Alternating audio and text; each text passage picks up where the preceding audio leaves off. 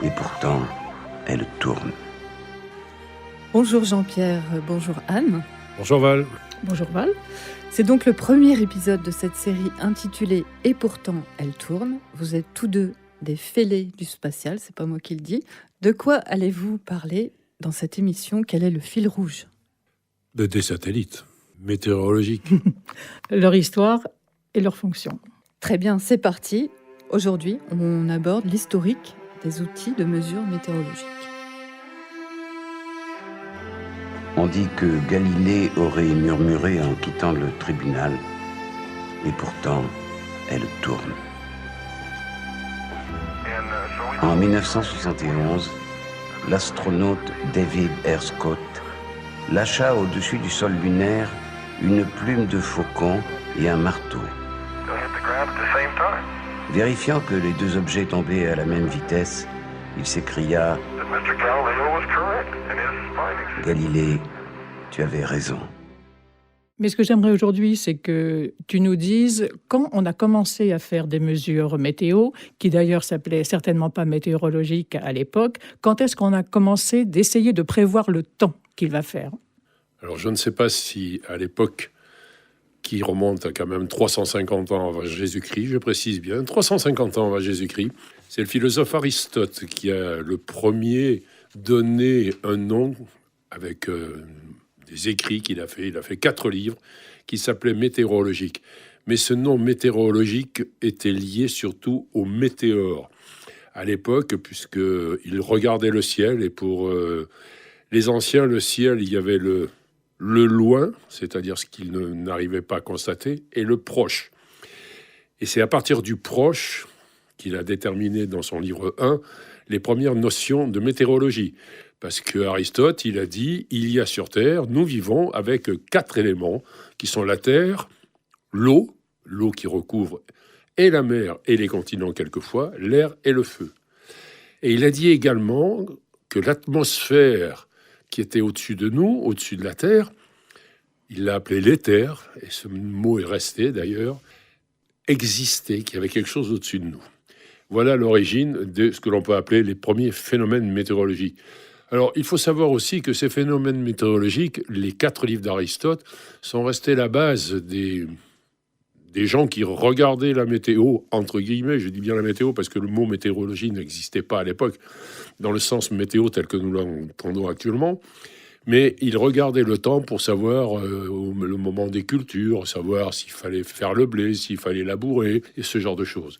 Parce que le premier instrument météo qui a été fait, de mesure, c'est-à-dire de mesure physique, a été l'hygromètre, inventé par Léonard de Vinci, et c'était en 1480.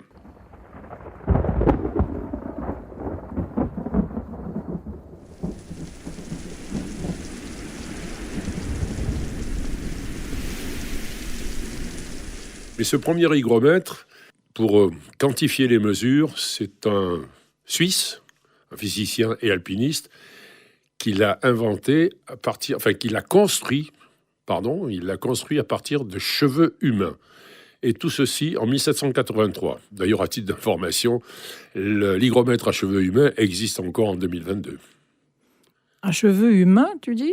Aujourd'hui encore ? Oui. Écoute, simplement, ne souris pas quand tu dis ça. Je sais que j'ai pas de cheveux, que je peux pas servir d'instrument de mesure pour les hygromètres actuels. Non, je précise bien le cheveu encore utilisé actuellement. D'ailleurs, il vous suffira d'aller dans un supermarché, vous achetez un baromètre et vous verrez que c'est c'est fait avec du cheveu humain. Alors pourquoi le cheveu humain ? Parce qu'il est capable d'absorber l'humidité, et en absorbant l'humidité, il s'allonge. Si l'atmosphère est sec, il se raccourcit. Et donc, il suffit de mettre une petite flèche pour indiquer le degré d'humidité en fonction de sa fonction. D'ailleurs, je ne voudrais pas te faire de peine, mais combien de fois, sortant du coiffeur avec un beau brushing comme tu les aimes, tu as été énervé par quelques gouttes de pluie ? Ce n'est plus un secret, tu sais. L'humidité égale cheveux qui frissottent. Je m'interroge sur les qualités exceptionnelles des pouvoirs magiques de vos cheveux. Ils sont comme ça depuis combien de temps ? Dans ces hygromètres, il y a plusieurs techniques qui ont été utilisées. On trouve des hygromètres mécaniques à cheveux, on trouve des hygromètres électriques, on trouve des hygromètres électroniques. Bon, je ne sais pas si je dois tous les citer, mais on pourrait quasiment y passer une bonne émission. Ok, bon, mais je reviens à ma question du début quand même. Depuis quand est-ce qu'on essaye de vraiment mesurer des données météo avec des instruments ? Alors là, je crois que je pourrais dire, allez, fin du 16e, quoi. Parce que les premières mesures, effectivement, c'est Galilée qui a inventé le premier thermomètre et qui est à gaz. Et le gaz, bon, il se dilate en fonction de la température, et c'est comme ça qu'il y a eu les premières mesures. Mais c'était extrêmement difficile pour l'étalonner. Et c'est Monsieur Fahrenheit, que vous connaissez, qui en 1784 a inventé ce fameux thermomètre à mercure que vous connaissez, toutes et tous d'ailleurs, et qui est actuellement utilisé en 2022. Ensuite, il y a eu la pression qui a été mesurée. Et c'est un Italien, Torricelli, je suis content parce que je pense que j'ai un très bon accent, il a mis en évidence la pression qui existait sur notre planète. Alors comment il l'a mis en évidence ? D'une manière très simple. Alors je sais que c'est une expérience qui sera difficile à faire dans votre maison à tous, à ceux qui nous écoutent, mais prenez un bassin une petite bassine de mercure, vous prenez un tube que vous remplissez de mercure, vous mettez le doigt sous le tube et vous le plongez dans le mercure que vous avez mis dans le bassin, et vous allez voir, il y a une colonne de mercure qui va s'installer. Et cette colonne de mercure vous donne la pression que vous avez. Et là, l'astuce, comme quoi les savants, quand ils travaillent ensemble, il faut savoir que l'étalonnage de ceci a été prouvé par notre savant Blaise Pascal, qui a fait faire une expérience de monter en haut du Puy-de-Dôme, à partir de la place centrale de Clermont-Ferrand, d'ailleurs, qui s'appelle la place de Jaude. Et au fur et à mesure qu'il montait, il y avait le mercure qui descendait dans le tube ou qui remontait dans le tube selon l'altitude à laquelle ils étaient. Voilà les fameuses premières vraies mesures de pression qui ont été faites. Mais après, il a fallu attendre plus de 80 ans d'ailleurs pour retrouver, si on regarde la date à laquelle a été inventé le tube de Torricelli et la première mesure, il y a quand même 80 ans qui se situe là. Les savants se laissent toujours désirer.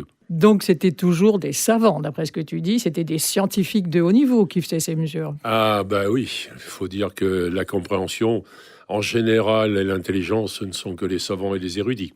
On laisse au vulgum pecus le fait de dire écoute, oui, c'est pas mal ce que tu as fait.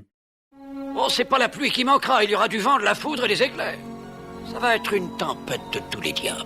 Ce qui est très curieux d'ailleurs en parlant de savants et d'érudits, ce sont les médecins qui ont été les premiers à examiner le ciel dans un sens météorologique.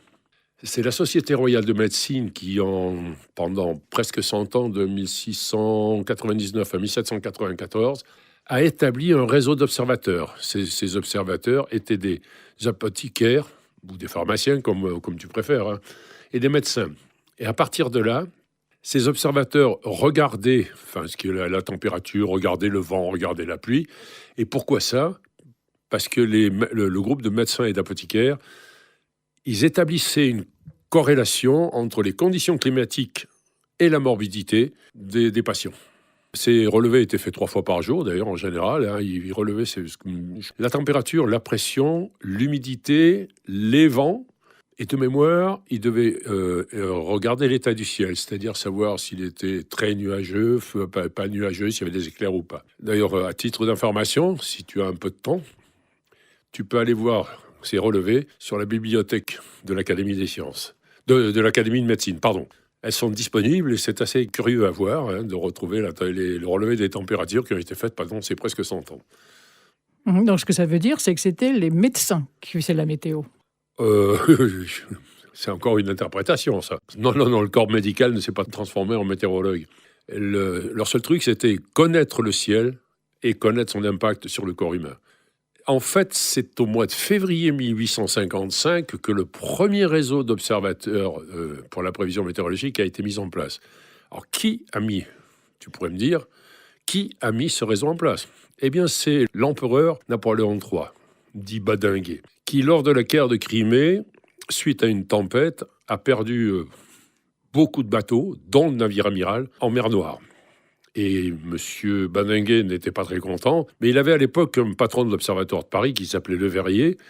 Le Verrier, c'est le savant qui a découvert la planète Neptune par calcul, sans l'avoir visualisée, il l'a découverte par calcul. Qui proposa à Badinguet de dire, bon, la tempête, a priori, elle a traversé l'Europe, si on fait des observations, on aurait dû la prévoir. Et donc, il a fait installer ce premier réseau de météo, qui s'est avéré d'ailleurs français, européen, et qui après est devenu mondial. Alors pourquoi européen ? Parce que Le Verrier s'était rendu compte que la tempête avait traversé l'Europe de l'Ouest dans les jours qui précédaient, et il s'est dit, si on connaît les prévisions, on peut prévoir et essayer d'aider en disant, attention, il va y avoir une tempête. Voilà comment les premiers réseaux météorologiques ont été installés. Et Le Verrier est allé plus loin.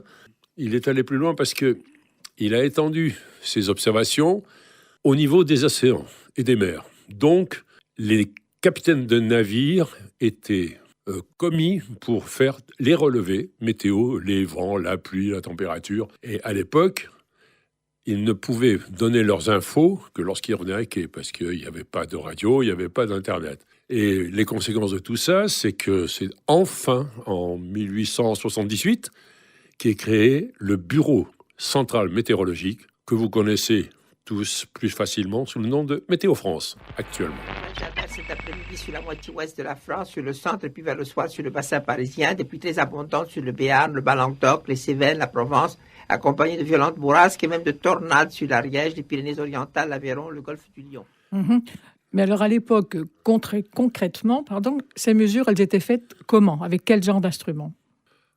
Ces mesures-là, elles étaient faites avec ce qu'on appelle des instruments physiques, des instruments sol ou qui étaient posés sur des bateaux, mais c'était des instruments qui étaient posés, c'est-à-dire qui ne volaient pas. Et à l'époque, les observateurs, en plus des mesures de température, pression, vent, ils notaient les phénomènes qu'ils constataient, à savoir phénomènes météorologiques, en particulier les orages, parce que les orages, c'est violent, ça se déclenche très vite, ça peut être brutal.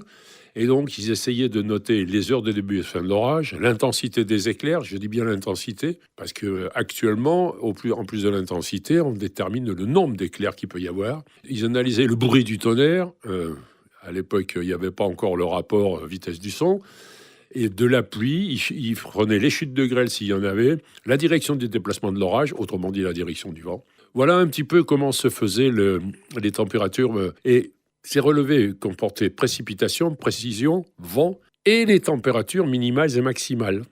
Et c'est là qu'en France, en 1892, on a utilisé le premier ballon météo. Et ce ballon mesurait la température et la pression. Alors ces premiers ballons, qu'est-ce qu'on faisait ? On lançait un ballon sous lequel on mettait un thermomètre et un mesureur de pression, et puis on le regardait partir. Et au fur et à mesure qu'il montait, la pression augmentait, donc il explosait, il redescendait au sol, on courait, on allait chercher les instruments, on disait tiens, à telle altitude, il y avait ça, il y avait ça, il y avait ça. Alors, l'histoire des ballons d'ailleurs est très, très, très curieuse, parce que nous avons été en France les premiers à lancer les ballons. L'armée américaine a commencé à lancer en 1898, mais ils attachaient un gros panier, ils mettaient des cerfs-volants, un gros ballon, ils arriveraient avec des difficultés. Mais ce qu'il faut savoir, c'est que c'est en 1927 que la technologie des ballons son radio a été mise en place et a effectivement on montait dans ces ballons, on montait un radioémetteur avec les thermomètres, mesure de pression, la mesure d'humidité, la mesure des précipitations.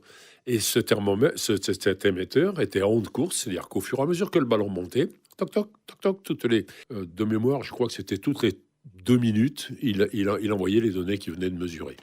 Ai-je répondu à ta question ? Oui, tu y as répondu en partie.